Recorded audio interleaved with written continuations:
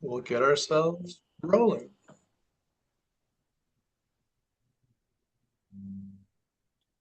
Let's see. Can everyone see my screen okay? All right, that's great. Okay, okay, wonderful. All right.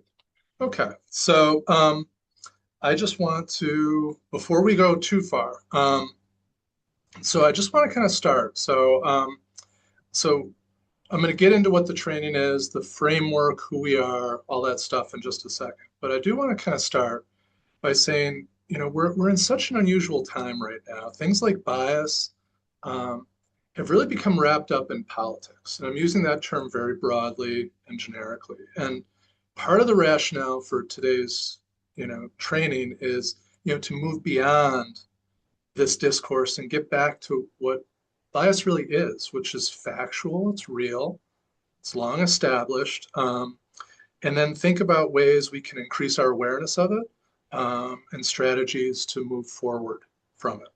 Just to kind of give an overall setting for this, and I'm going to go into some more details as we go through. Um, I want to talk for a little bit about InterFaith Works, which is who I work for, and the Center for Dialogue and Action. Who are we? What do we do? Why are we here today? Um, so I think I'll start with so Interfaith Works, Center for Dialogue and Action. I'll get into who all this is in just a minute, but we're in the middle of a 5-year contract with SUNY Oswego, specifically the Trianda Flow Institute and Lillian Evans, who's here today. We're helping them implement a program called Being Bold. It's a dialogue program that focuses on race and ethnicity. As part of that contract, we're training facilitators, supporting facilitators. We designed a dialogue guide and program, and we're continually tweaking that based on the feedback we get from participation. We're doing trainings like this, and we're doing other things. So Interfaith Works is a nonprofit based in Syracuse. This is our 50th year, so we're officially middle-aged as an organization. We sound like we're a religious organization, but we're not. We're a human services organization. We have 3 major programs. We have our Center for New Americans, which does refugee resettlement. We have a Center for Healthy Aging, which addresses issues of elder isolation and companionship to address isolation. And last but not least, we have the Center for Dialogue and Action, who I work for. We've been around for 30 years. We're considered to be the longest continually running program in the country that uses dialogue methodology as the basis for its programmatic work. And so just a little bit about me is I'm the Strategic Partnerships Manager for the Center for Dialogue and Action. I've worked here for 11 years. I'm doing dialogue work, really throughout upstate New York. I've been in schools in Buffalo. We've been in communities in Orange County, and we've been everywhere in between. So our program has a lot more outreach, as you can see, maybe from the screen I'm sharing. I'm not necessarily going to read through all this. Our program has more outreach than what people typically know. So we have thousands of people every year who go through dialogue programming alone. My prior experience was really doing policy work in Washington, D.C. at the local government level in areas of like justice and law. So criminal, civil, administrative, family law. Really fundamentally seeking ways that the justice system could be work better and more functionally for citizens. And so with that, I'm just going to take a pause. Does anyone have a question? I will do my best to it might be more helpful if you have a question, if you can just speak right up. I may not necessarily be able to see hand raises. Any questions? Okay. I'm going to take a quick pause for just a second because I see we have Tim who's joined us, and I want to make sure Tim has the handout. So I'm going to reshare the handout. Tim, welcome. Thank you. I've shared the handout with you, so we're going to be using these in breakout groups.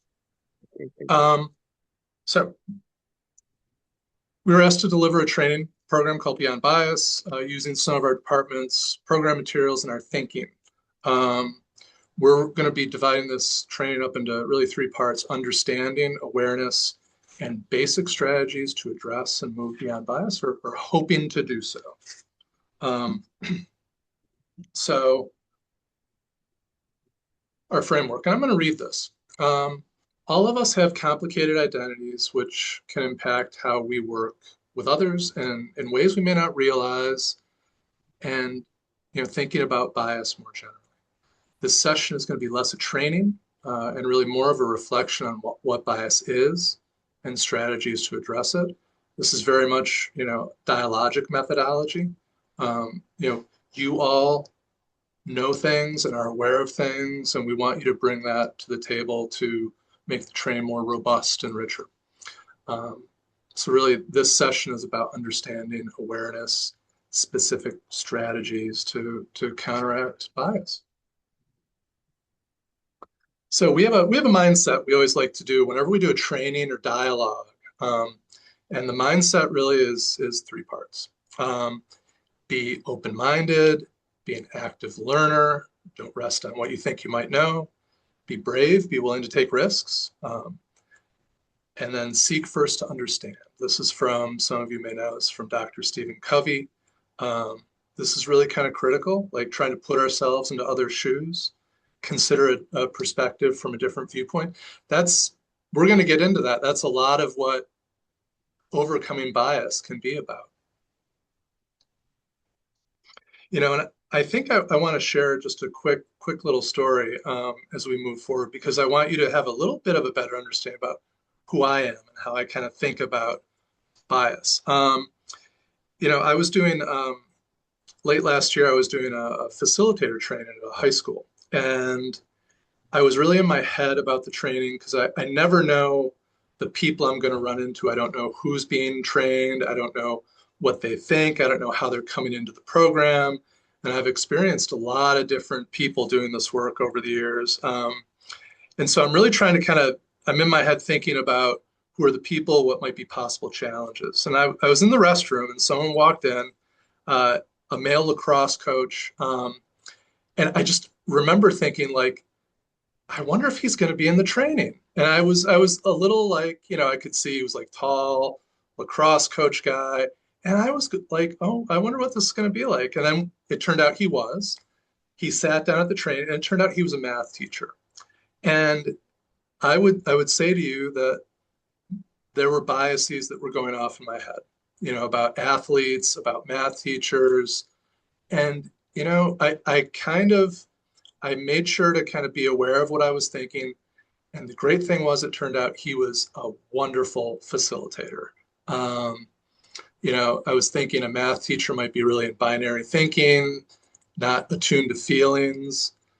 He was highly attuned to feelings. He was highly attuned to people's stories. He really loved dialogue. He was very, very effective. And it really got to the point of like, it made me really kind of tune into bias. And I think the point that I'm really trying to make with all this is that, and we're going to get into this more, but bias is natural. Bias is normal.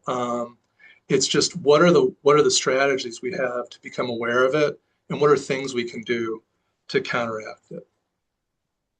Just to kind of give you a little bit of a personal story about this. So we're going to jump into understanding. So I'm going to review this really quickly. This is not going to be a session about definitions of bias and the gazillion forms it can take. There are lots and lots of very specific forms of bias, but just to kind of set the stage for us. Just to kind of begin to review, like, what is it? What are the forms it can take? This is not an exhaustive list. You can go to Psychology Today, search for bias, and you can learn more. It's got a really rich website about different types and their specific meanings. But just to get us started, there's actor-observer bias. It's really interesting. That's defined as when we who are the actor, do something that's possibly like negative, like being late for a meeting, we attribute it to external, not internal factors. So external factors are like, well, I'm late because of the snow outside. I got delayed by traffic. I got delayed by another meeting. And the observer portion of this is when another person, the observer, does something negative. We attribute it to internal factors, not to the external factors like the snowstorm. What we do is we tend to go towards negative characteristics. The person's lazy, the person may not be caring, may not be motivated. So this is a very specific form of bias, actor, observer. Confirmation bias is when we interpret or exclude information that confirms pre-existing belief. Anchoring bias, I'm going to move the screen a little bit so you can see the full picture, is when we over-rely on the first piece of information. In this case, it's the coffee mug for $300, an awful lot of money for a coffee mug, that uses it to make decisions. And hindsight bias is viewing past events as being more predictable than they actually were at the time events were unfolding. There are lots and lots of other forms of bias, but this is just to kind of get us, dip our toe in the water. So for us today, we are going to be thinking about bias in a very broad sense. So bias is a natural inclination for or and against an idea, an object, a group, or an individual. So, bias is normal. Like I said before, it can be thought of as a way our brains process information quickly. It's something that we all do kind of naturally all the time. It's pattern recognition.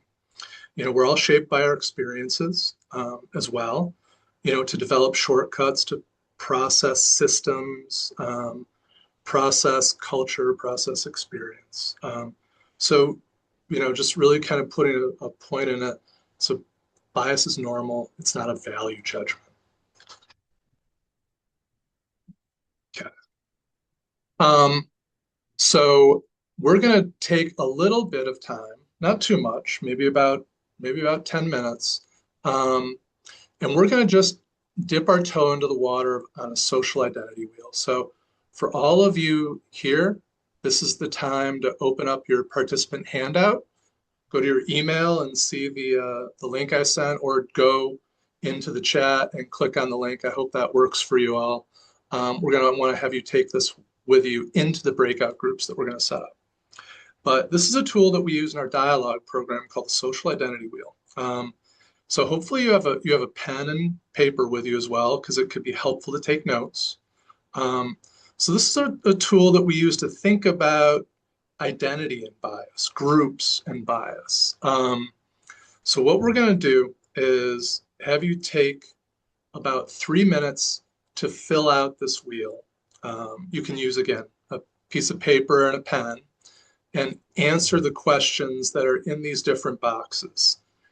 3 to 5 minutes to do that. Then I'll send you to breakout groups where you can talk with a partner or partners about the questions that are on this slide. Those questions are 2 identities you think about most often and why, 2 identities you think about least often and why, and what are some behaviors that might be associated with identities you think about least often. So let me take a step back and just kind of, for those of you who, I know some of you may have done this, some of you may not have. I'm going to just take a moment to help us think about how do we fill out this wheel. So if I were filling out this wheel and I see a category called race, the way I would fill that in is I'm white. So they're looking for how you identify with a particular category that they're raising. For me, geographic location, I think about being where I live, which is in a suburban neighborhood. Citizenship and immigration status, I'm a naturalized American. Education background, I have a master's. I view my gender as male. Economic class is middle. So again, it's asking you to identify as best you can how you identify in these particular areas. There's a blank area too. If there's a category that's not listed, feel free to list it there. I'm going to take a pause and kind of open up the screen a little bit here. I just want to make sure, does everyone have that document? You can do a thumbs up, you can say in the chat, you can nod your head. Michael and Laura, both Michaels, do you have that? One Michael does. Awesome. That's great. Okay. So what we're going to do is for a moment, I want to take just a few minutes. For those of you who have your screens off, keep them off. For those of you who have your screens on, if you could turn them off. I'm going to know when you've finished filling out the identity wheel when you turn your screen back on, or if you'd like to keep your screen off, just give me a heads up in the chat that you're done. If you have a question, you can shout it out or put it in the chat. I'm here to help. And again, we're going to go for about 3 minutes.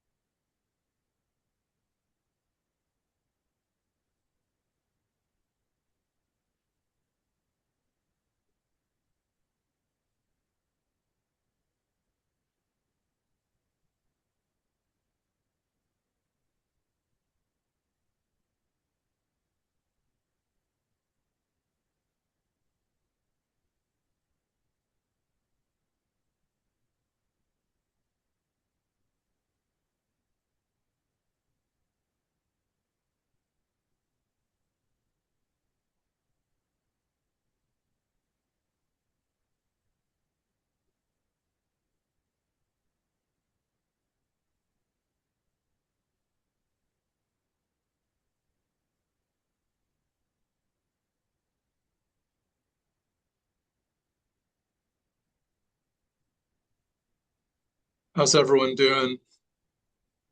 Let me know if you have any questions.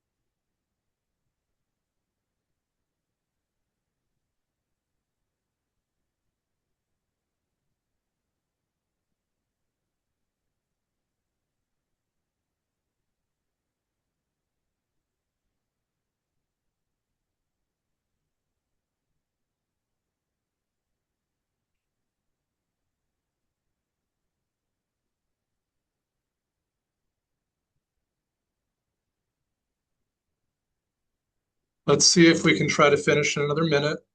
Um, don't overthink the categories. Just try to respond as best you can.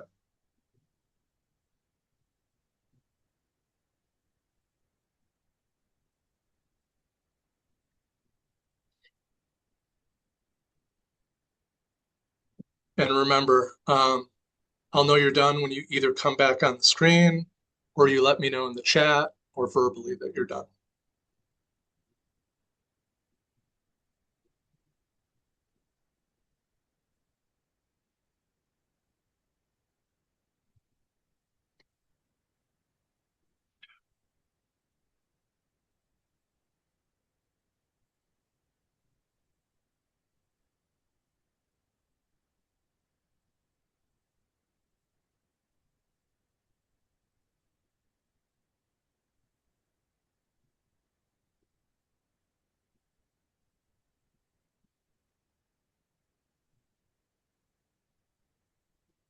Thank you.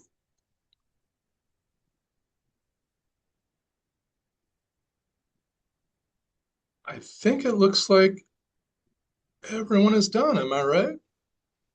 Almost? Yeah, I think so. Yeah, okay. Thank you for doing that. So what we're going to do is we're going to put you in breakout groups.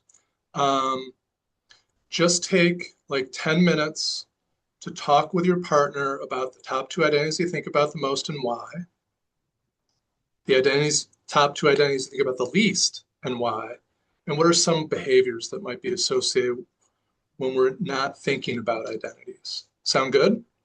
And I might pop in and just check on you and give you a time check, see if you have any questions. So don't be surprised if I suddenly materialize. I'm going to open the rooms and away we go.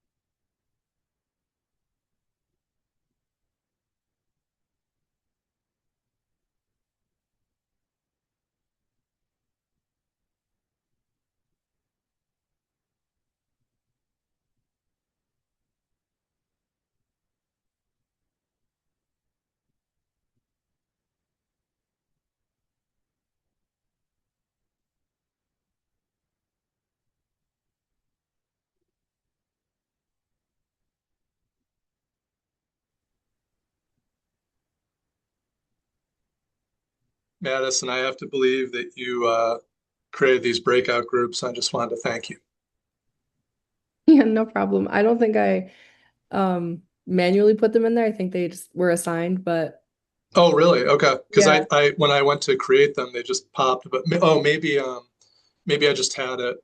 Maybe it was a setting that automatically populated them. Yeah, I think you can like manually decide who goes in what, or you Yeah, can randomize, which is yeah, nice. yeah.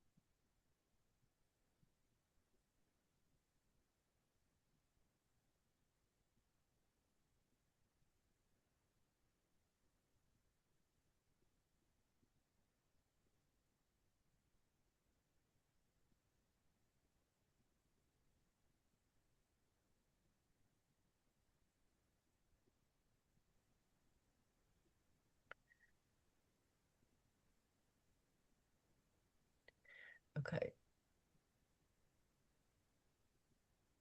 Hmm. Oops. Hey, everyone. I think we're all back. Oh, no, I think we have one group we're waiting for. Give it just a sec. Oops.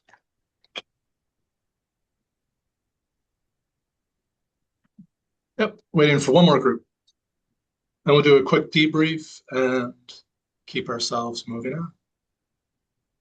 Sorry if that ended early for some of you.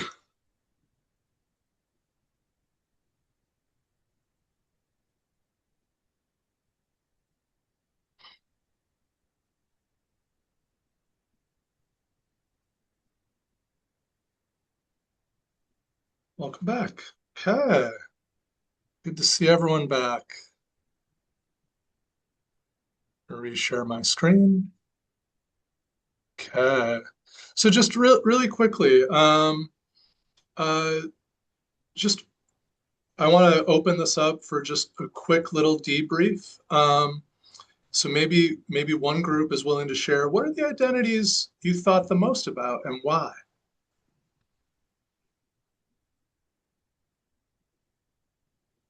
Anyone willing to share?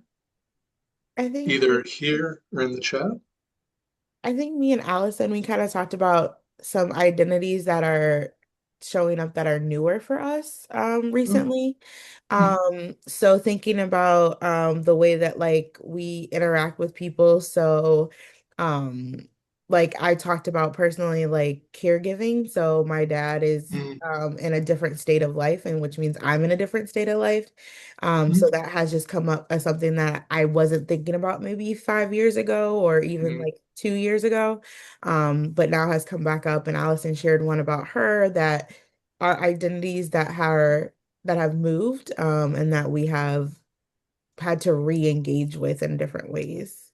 oh, yeah, yeah, interesting. You know, the thing is that the thing that's so interesting about a social identity wheel is that we're none of us are static in life, right? Identities aren't fixed. I mean, some are, you know, I'm not going to change being white anytime soon. You know, but others can move and adjust over time. And so that's interesting to hear. Yeah, thanks. Would someone be willing to share about identities you thought about the least and why from the discussion in your group? Tim and I were talking about how physical, well, no, wait, what? Which one was it? It was, yeah, it was caretaker and parental status is something that we haven't thought too much about just because I think that's just a roles that we personally have never really been into a whole lot ourselves, just Mm, because we've never we've never moved in with our parents to take care of them. We've not been in positions where we've had to take care of our families, be it our kids or our parents or our mm, siblings, in at the same time as something else, or in a situation we've had to confront that with other aspects of our life, like our work life. We've So it's not something mm, that we've thought about too much ourselves, just because it's not something that we ourselves have seen, which I think is sort of something that was a theme for all of the identities that we were thinking about the least often. It's hard to think about something often if you've never experienced it yourself in some way, yeah, yeah, either yourself or even, through somebody else that you've worked with. yeah. Yeah, it's interesting you raised that example, given what Lillian and Allison just talked about.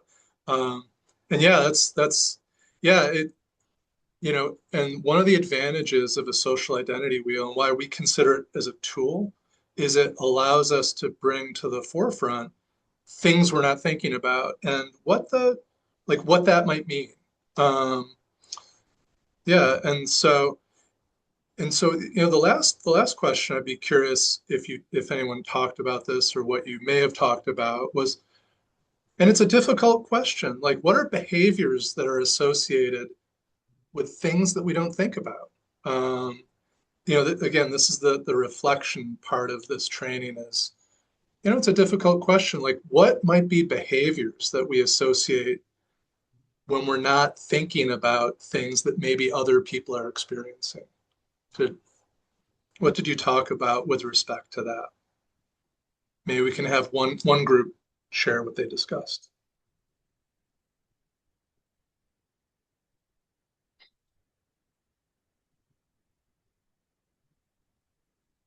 And it's okay not to share. So I could share. thanks. So two identities that I don't have to think about much are being white and straight, and I can really go anywhere that I, want to, um, in my community and not have to worry about, any like negative consequences for myself. Whereas I have students who don't have the same experience, and some students may not even feel, comfortable leaving campus because, you know, for example, like some trans students that I have, they are feeling really just just a lot of apprehension, like uh about even whether campus is completely safe. So I, because I am straight, I don't have to think about it in the way that they do, or I don't have the distress that they do. So you might be picking up on behaviors from your students that might indicate they're suffering from stressors, right? That you may not necessarily always be thinking about, Right. right? And so being aware that, when people are in stress, they might act in ways that maybe they wouldn't normally. So am I hearing that right, Allison? Um, Maybe not. well, I guess what I'm thinking about is, like conversations I've had with students and things they've shared, and like they uh just because I know, some students well, and they're comfortable talking to me, I like I have heard from their perspective like how unsettled, Yeah. they feel. Yeah. And Okay. Thank you. Mhm. Yeah, I appreciate that. Yeah, we're in interesting times for sure. So I'm gonna do something a little different. Um, so hopefully you all can see this. So we're gonna kind of do a shift, big shift from identity to this picture.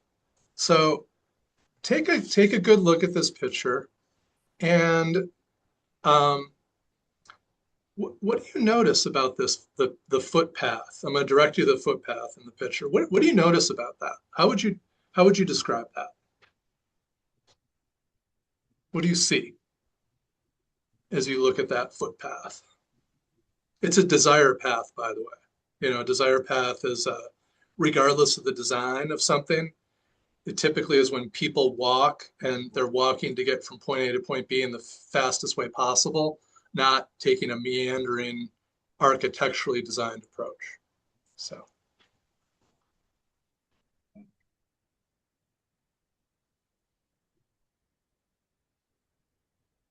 uneven and bumpy.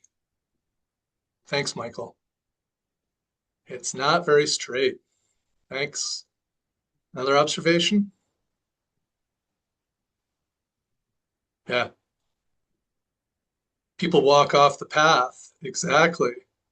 Yeah. So, why do you think they walk off the path? Because it's not wide enough. Why else? You couldn't navigate in a wheelchair. A bit precarious. Yes. Yeah. You guys are you're on fire in the morning. That's great. Yeah. So, what do you think? I mean, so I think you've identified all the things that were missed in this, and I do think this was a good thing. It looks to me like it was meant to probably try to make more permanent something people were doing anyway. But before we go very far, how do you connect the development of this footpath to bias, which is a natural inclination for or against an idea, object, group, or individual? what might be some ways that you might connect this to bias in a designer's mind? You're all awfully sharp for people so early in a snowy morning, so I'm sure you've got a thought or two about that. There we go. I think I used my own experience to make the path. Yeah, So I said like, oh, I can walk down this and I can fit down this. So then it has to be good for everyone. So I yeah, applied my standard to the masses. yeah, yeah. Everyone can navigate it no matter their ability. Yeah. Another let's made it for someone who was like them. Yeah, exactly. The other thing is maintenance too. It's like a don't touch sign. A certain percentage of people they have to will not want to. Yeah. Thank you, Michael. Yeah. Yeah. It's also thinking about maintenance, like the long term. Like what's clear is you see this bricks are starting to come out. It's meant to be permanent, but maybe not totally permanent, not thinking about the long term about how we maintain this. Yeah. Yeah. You guys are on fire. So, um, so I want to kind of go from that to kind of, where we really want to get to, which is strategy. I want to go back to the chat. Sorry. Yep. Um, so when it comes to thinking about overcoming bias with groups or objects, there really are three pretty solid strategies that we can use. So, the first one almost always is we got to slow it down. Bias thrives on speed. Um, Remember, it's a natural mechanism. Think about my example of when I was doing a facilitator training. Like instantly, I saw someone, and I was making judgments right away that we're using to process information quickly. And so slowing down, asking, what am I missing? What do I not know? Is a really good strategy. A lot of times, clarifying criteria. You know, um, Ambiguity invites bias. When we take concepts like being professional or a pathway, like the picture of what we just looked at, we need to make it more specific about how we define what it is we're looking for. Creating criteria in advance can help us control and correct for potential bias down the road. And then, questioning the first story. So a lot of times bias feels like certainty. Um, and, one strategy is seeking a lot of viewpoints and perspectives. Again, think about that picture. And if the designer were able to talk to people, think about how a pathway might have been used if it were designed by the users. The pathway might look different um, in any event. So those are strategies. I just want to close. We got a few seconds left. I just want to thank everyone. Um, I just want to see, like, does anyone have any questions or any takeaways, anything you want to raise? And these last remaining seconds before we wrap up. Hopefully it was helpful. Just a little check-in. So, are we all good? Any burning question? Okay. Could you show the previous slide one more time? Sure. I can also share it out too. It's this one, the picture? No, the three strategies. Yeah, I can also share this. I can share my PowerPoint with you. Okay. Yep. Thank you. Yep. All set? All right. Well, I want to thank everybody. I hope you have a brilliant rest of your day. Have a great weekend. Enjoy the holiday. Martin Luther King Day on Monday. And just thank you again. Thank you. Thank Cheers. you.